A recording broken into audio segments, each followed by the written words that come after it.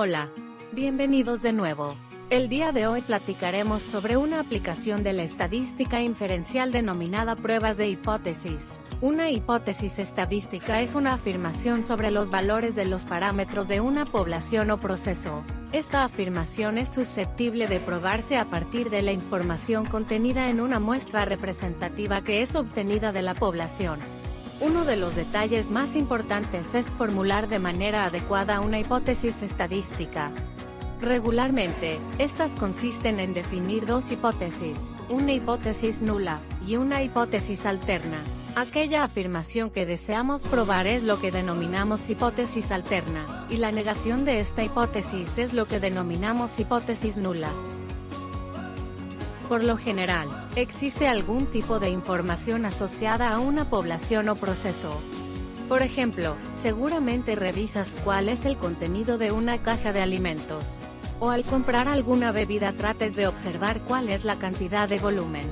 Si tú eres el consumidor de estos productos, es muy posible que te preocupe que no te entreguen una cantidad menor que aquella que se señala en las etiquetas de estos productos. Mientras que si tú fueses el responsable de la producción de estos artículos, entonces seguramente te preocupará que el contenido sea exactamente los marcados en estas etiquetas.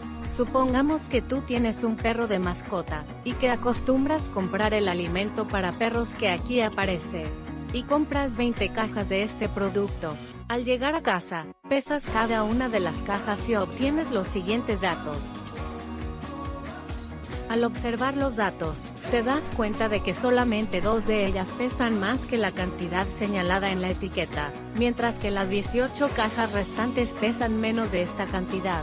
Este hecho te hace suponer que es posible que la cantidad de producto que te entregan sea menor que la marcada en la etiqueta. Entonces debemos analizar los datos para saber si existe suficiente evidencia para afirmar que el contenido promedio de las cajas es menor a 500 gramos. En este caso, tu hipótesis alterna es que el peso promedio es menor a 500 gramos. Y esto significa que tu hipótesis nula es la negación de tu hipótesis alterna. Esto es, tu hipótesis nula es que el contenido promedio de las cajas es mayor o igual a 500 gramos. Cuando tu hipótesis alterna es de la forma, mayor que, o de la forma, menor que, entonces se dice que la prueba es de una sola cola. Mientras que si tu hipótesis alterna es de la forma, diferente a, entonces la prueba es de 2 colas. En un momento más sabrás el porqué de estas expresiones. Lo primero que debemos hacer en cualquiera de los casos es obtener la media y la desviación estándar de la muestra. Esto lo podemos realizar utilizando Excel o cualquier otro software de estadística.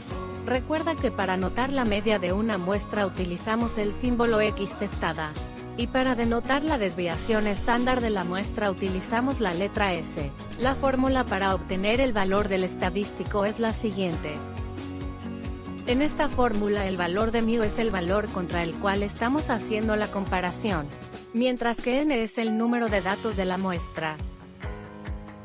Sustituyendo estos valores llegamos a que el valor del estadístico t es menos 4.12. Ahora te explicaré por qué decimos que una prueba de esta forma es de una sola cola. La figura que ahí aparece es denominada la distribución t. El valor central debe corresponder a la media de esta distribución, el cual es 0. Como ya te había comentado en el video anterior, toda distribución de probabilidad continua tiene un área bajo la curva equivalente a 1. Ahora imagina que sombreas una parte de esta figura. La probabilidad de que un dato se encuentre en ese intervalo será equivalente a la cantidad de área que hemos sombreado. Por ejemplo, supongamos que esa cantidad de área representa el 5% del área total. Entonces la probabilidad de que un dato caiga en ese intervalo será de 0.05. Por otra parte, los valores que son obtenidos de esta fórmula tienen un comportamiento que es equivalente a la distribución t. De esta manera, la probabilidad de que el estadístico que hemos obtenido caiga en la parte sombreada será solo de 0.05. Esto es, si el valor que hemos obtenido cae en esta cola, entonces la probabilidad de que la media sea 500 será menor a 0.05. Ahora nuestro problema consiste en encontrar el valor en la distribución t que represente el 5% del área. Pero esto se hace fácilmente con el software Excel. Coloca la siguiente instrucción. Al abrir paréntesis te pedirá la probabilidad y el número de grados de libertad. La probabilidad acumulada hasta este punto corresponde al área acumulada, que en este caso será de 0.05, mientras que los grados de libertad será el número de datos menos 1, esto es, 19 grados de libertad. Al dar Enter, entonces el valor es menos 1.729.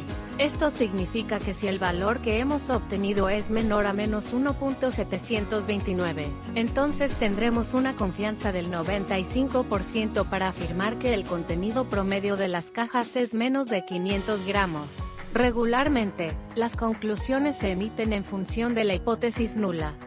Es por esto que el área bajo la curva sombreada en color blanco es llamada la región de aceptación, mientras que el área que aparece sombreada con color gris es denominada región de rechazo. Si el valor de t que obtenemos mediante la fórmula cae en la región de aceptación, entonces aceptamos la hipótesis nula y rechazamos la hipótesis alterna. Pero si ese valor cae en la región de rechazo, entonces rechazamos la hipótesis nula, y aceptamos la hipótesis alterna.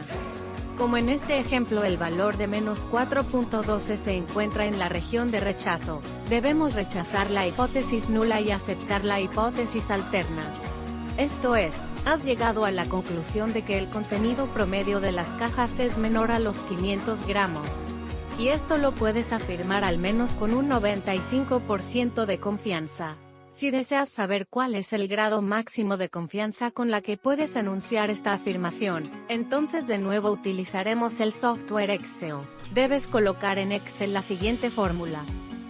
El término CD significa cola derecha. Esto representa la cantidad de área que está a la derecha de ese punto.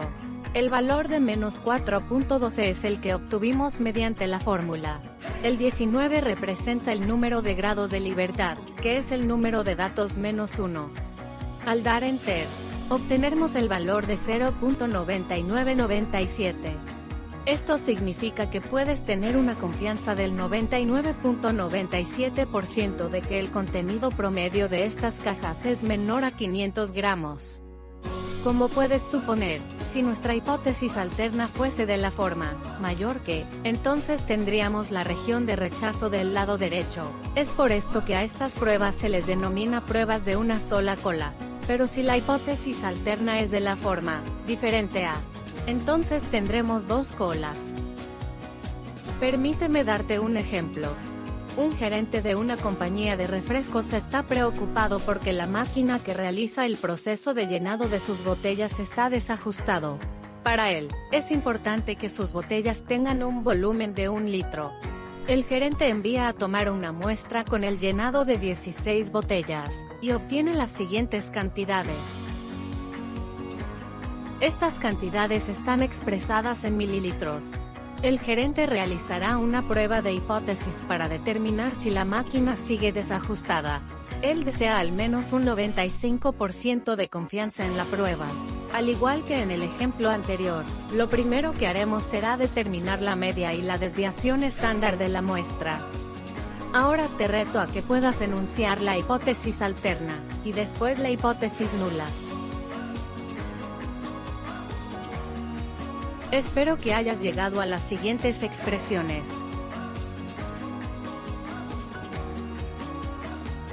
Ahora calcularemos el valor de t que se utilizará en la prueba. El siguiente paso consiste en obtener los límites de la región de aceptación. Recuerda que ahora tenemos dos regiones de rechazo.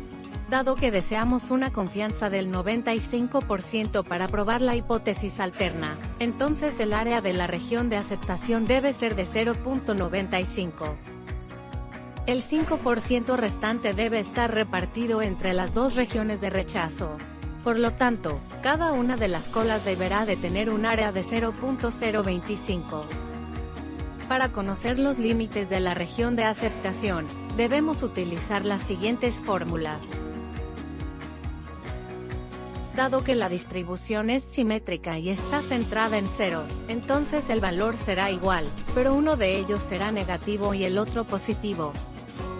Como el valor que obtuvimos para la prueba se encuentra entre estos dos valores, entonces cae en la región de aceptación, por lo que debemos aceptar la hipótesis nula, y rechazar la hipótesis alterna.